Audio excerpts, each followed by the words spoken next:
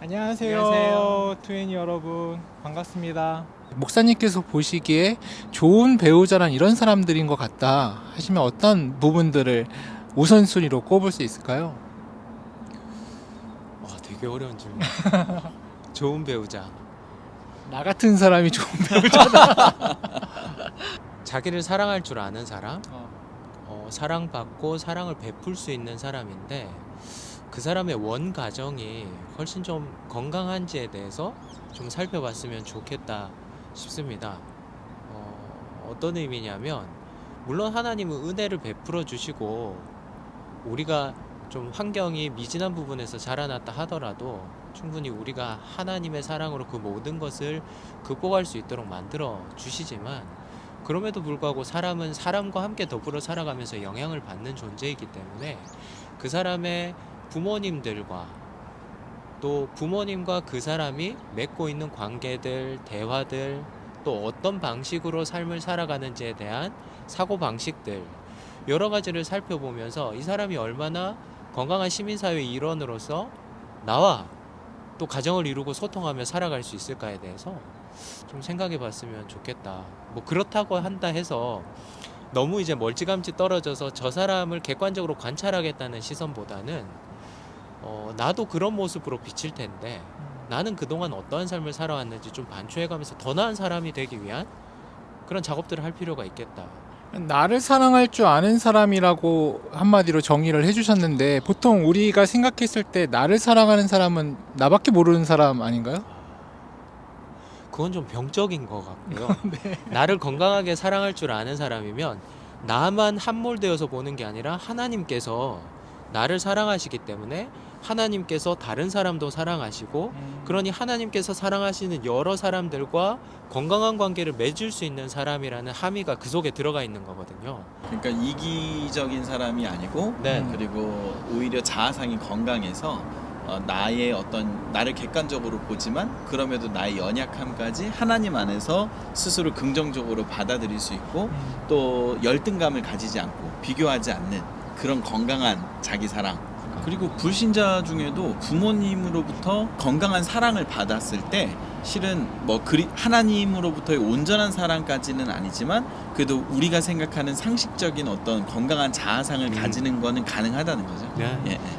저는 나한테 잘하는가는 실은 중요한 건 아닌 것 같아요. 왜냐하면 남자들은 사랑하면 하늘의 별이라도 따줍니다. 근데 결혼하고 1년, 이제 뭐 2년 이렇게 시간이 지나면 실은 감정적인 사랑은 다 가라앉거든요.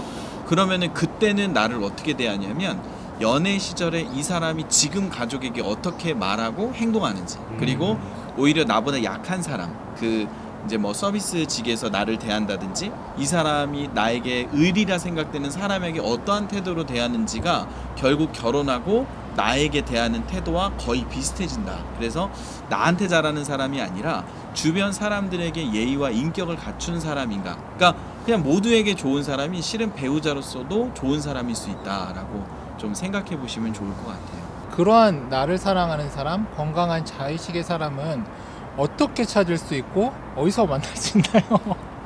다들 찾고 싶어 할 것 같아요. 그래도 교회에서 찾는 게 빠르지 않을까요? 네. 교회에서 찾되 자신이 받은 은혜를 아는 사람들은 아무래도 이제 목사의 한 사람으로서 보다 받은 은혜들을 흘려보내기 위해서 어떤 방식으로든 봉사할 수 있는 기회를 찾는 사람일 것 같아요. 그래서 우리 교구에서도 결혼하신 분들이 어디에서 만나셨는지 또 이런 다양한 케이스들을 볼 수 있는데, 봉사팀에서 만나서, 가령 차량팀에서 차량 봉사를, 뜨거운 여름이든 추운 겨울이든 주차봉으로 이제 열심히 봉사하면서 사랑을 싹 틔운 부부들도 있고, 또 교회 학교에서 부부로 만나서 또 그렇게 계속 봉사하시는 분들도 있고, 그렇게 봉사팀에서 만나는 분들이 참 좋더라고요. 그래서 저도 그 부분이 참 좋았던 것 같은데요. 같이 봉사를 하다 보면 이 봉사라는 특성상 이 너무 힘든 상황에 처하기도 하고, 또 내가 헌신적으로 한 고비를 넘겨야 되는 상황이 생기기도 하고, 남들이 알아주지 않는다 하더라도 자신이 그 믿음으로 그 자리를 끝까지 지켜야 되는 부분들도 생기게 되고, 사실 어떠한 1인과 1인이 연애했을 때보다도 더 그 사람의 본질을 이해할 수 있는 모습들을 발견하게 되는 포인트가 저는 봉사에서 많이 나온다라고 생각하거든요.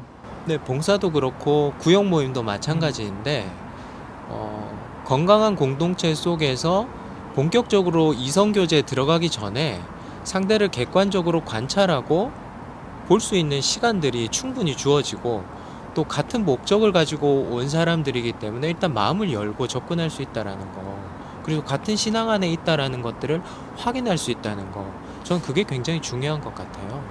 네, 그래서 교회 안에서 일단 봉사로 만나고 교회 안의 관계로 만나는 게 중요하다라고 말씀해 주셨고요. 그 강효선 목사님 같은 경우에는 어떻게 집사님을 만나게 되셨죠?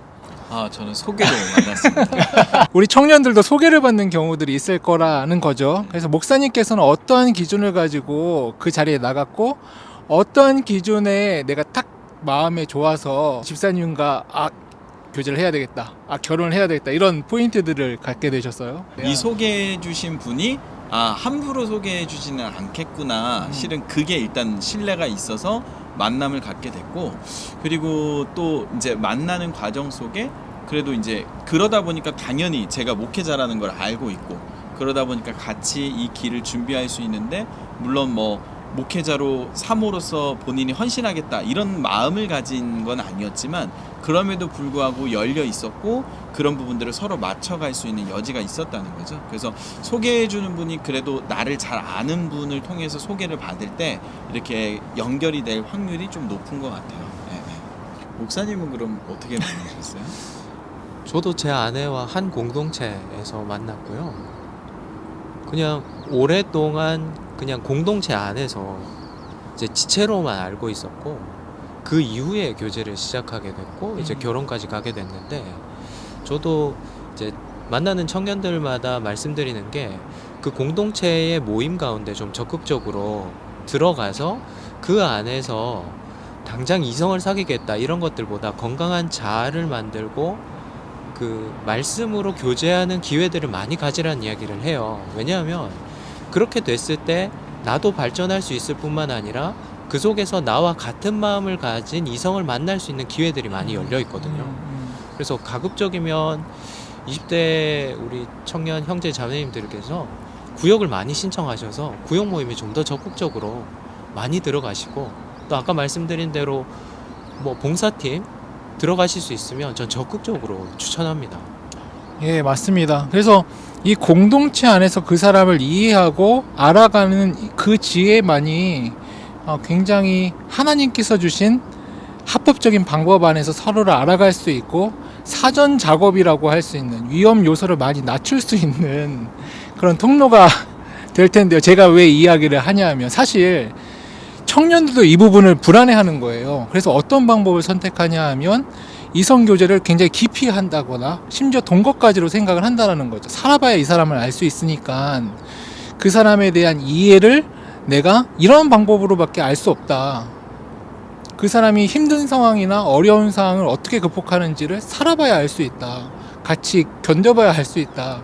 이런 쪽으로 자꾸 생각을 하게 되는 경우, 또 두 번째는 이제 결혼이라는 장벽 자체가 너무 높아졌다고 생각을 하니까 집을 구하는 것도 어렵고 결혼 비용도 너무 크고 청년들 같은 경우는 취직도 어렵고 하다 보니까 내가 언제까지 결혼이 미뤄질지 모르니까 나는 그냥 동거라는 조금 더 쉬운 방식, 현실과 일정 부분 타협하는 방식으로 그냥 내 삶의 라이프 스타일을 맞춰가겠다, 이렇게 그게 쿨하고 요즘 사람들의 사고방식처럼 느껴지는 경우들이 있는 것 같아요.